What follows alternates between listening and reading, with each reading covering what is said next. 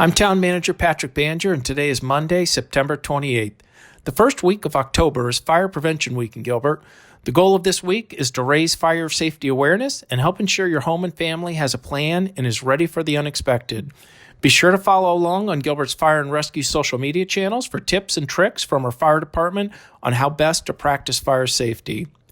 Gilbert's Parks and Recreation Department is getting ready to open Phase 1B at Gilbert Regional Park with a series of physically distanced events beginning on October 15th. This phase includes a 10-acre event lawn, amphitheater, fishing lake, group ramada, and 6 sand volleyball courts. Details can be found at gilbertrecreation.com. October is Domestic Violence Awareness Month.